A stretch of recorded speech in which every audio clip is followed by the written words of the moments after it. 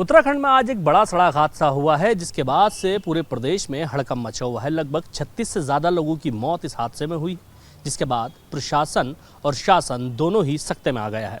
अब इसको लेकर के एक बड़ी ड्राइव चलाने की बात उत्तराखंड पुलिस करती हुई दिखाई दे रही है। उत्तराखंड में अमूमन जो हादसे होते हैं उनमें सबसे बड़ी जो वजह सामने आती है वो आती है कि वाहनों में ओवरलोडेड लोगों को भर कर के लाया जाता है, या फिर जो गाड़ियाँ हैं वो डग्गा मारी हैं, या फिर जो सड़कें हैं उनमें गड्ढे पाए जाते हैं।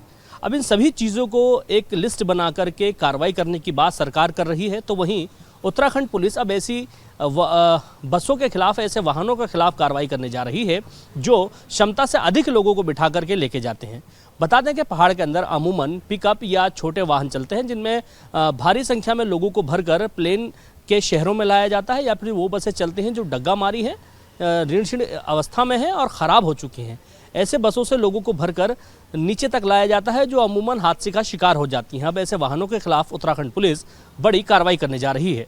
देखिए, ये हम लोगों के पास कंट्रोल रूम के माध्यम से सुबह लगभग 9 बजे सूचना आई थी कि उससे थोड़ी देर पहले सूचना, मतलब लगभग आधा पौन घंटा पहले, थाना सल्ट अल्मोड़ा ज़िले का है, वहाँ पे मारचूला के पास एक बस के खाई में गिरने की सूचना है।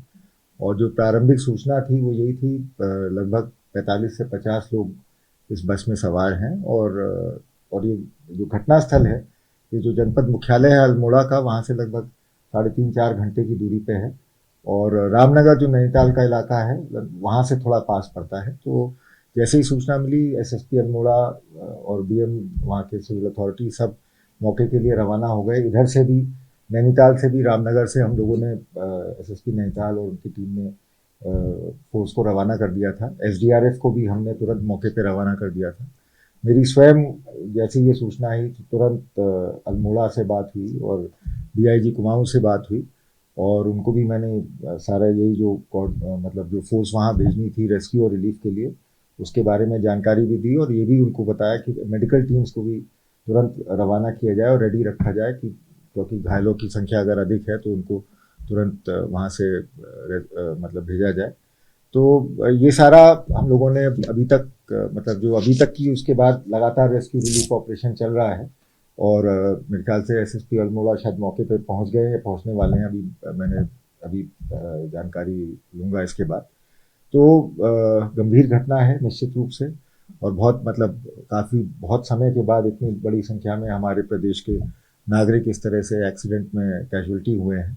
और घटना की संवेदनशीलता को देखते हुए मैंने तुरंत माननीय मुख्यमंत्री जी को भी अवगत कराया था, और उनके भी जो दिशा निर्देश थे उसी के हिसाब से हमने ये रेस्क्यू और रिलीफ की कार्रवाई सारी की गई है।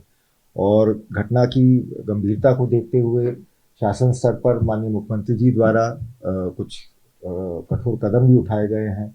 संभवतः इसमें जो 2 जनपद के ARTO हैं उनके खिलाफ निलंबन की कार्रवाई की गई है। सरकार द्वारा मृतक लोगों को 4 लाख के मुआवजे की घोषणा की गई है, घायलों को 1 लाख रुपए के मुआवजे की घोषणा की गई है।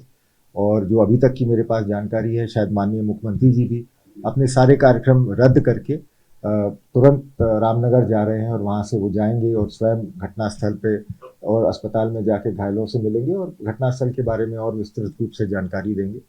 और मैं बस यही कहना चाहूँगा कि पूरी उत्तराखंड पुलिस, हमारे सारे संसाधन इस समय इस मतलब गंभीर एक्सीडेंट को लेके जो भी हमें बचाव और राहत की कार्रवाई करनी है उसमें जुटे हुए हैं।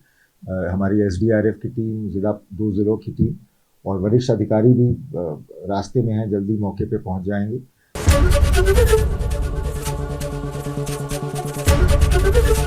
एबीपी गंगा, खबर आपकी, जुबान आपकी।